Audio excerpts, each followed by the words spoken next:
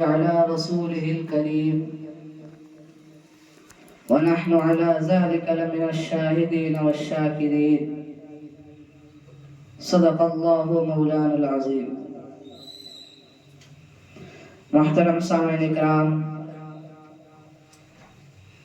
آپ سبھی کو بخوبی معلوم ہوگا کہ ہر جمعرات کو مدرسہ ارشد العلوم میں یہ چھوٹی سی انجمن رچائی جاتی ہے جن میں تمام طلبہ نظام بڑھ چڑھ کر حصہ لیتے ہیں اور اس پروگرام کو انجام دیتے ہیں.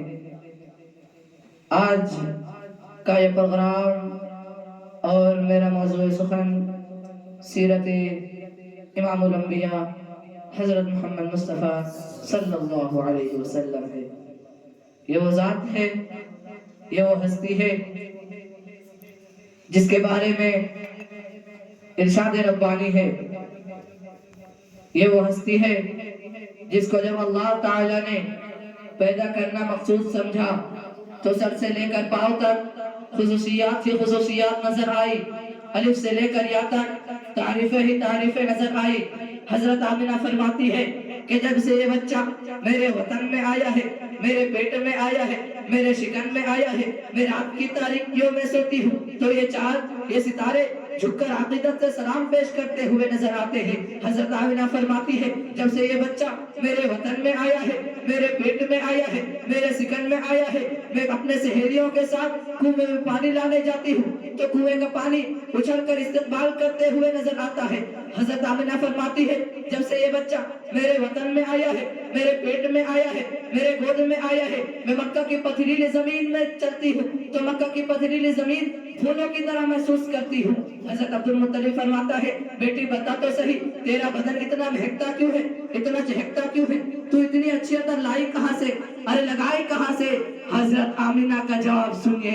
حضرت آمنہ فرماتی ہے ابا حضور کیا بتاؤ، جب سے یہ بچہ میرے وطن میں آیا ہے، میرے پیٹ میں آیا ہے، میرے شکن میں آیا ہے، گلی کا مہکنا تو دور، در و دیوار کا مہکنا تو دور، ارے گھر کا مہکنا تو دور، اما میں جس جگہ تھوک دیتی ہوں وہ جگہ خوشبودار ہو جاتا ہے. محترم حضرات، حضرت موسیٰ علیہ السلام رو کر دعا کر رہے ہیں رب اشرح لی صدری، اے میرے مولا میرے سینے کو کھول دے.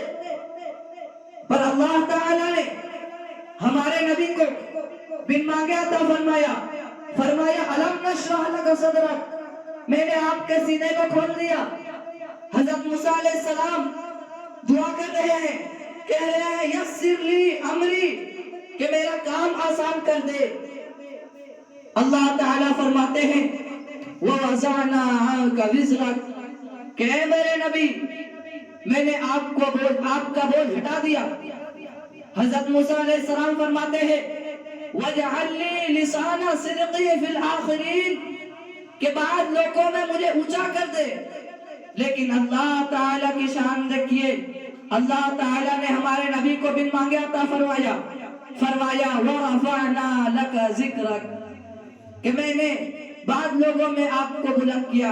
ہمارے نبی کی شان کی ثبوت مانگتے ہو تو سنو، نبی چلتا ہے قرآن بولتا ہے، نبی سوتا ہے قرآن بولتا ہے، نبی کھاتا ہے قرآن بولتا ہے، نبی پیتا ہے قرآن بولتا ہے، نبی سفر میں ہے قرآن بولتا ہے، نبی غار میں ہے قرآن بولتا ہے، نبی یہاں ہے قرآن بولتا ہے، نبی وہاں ہے قرآن بولتا ہے، نبی کہاں ہے قرآن بولتا ہے. میرے نبی کی شان چاہتے ہو تو سنو وَرَفَعْنَا لَكَ ذِكْرَكَ، یہ ہے میرے نبی کی شان. میں اپنے اس موضوع کو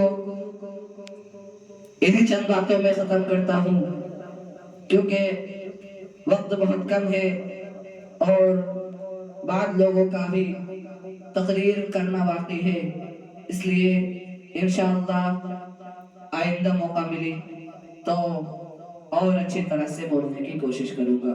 اللہ تعالیٰ سے دعا کرے کہ ہمیں اور آپ کو اچھی طرح سے بولنے اور سننے کی توفیق عطا فرمائے.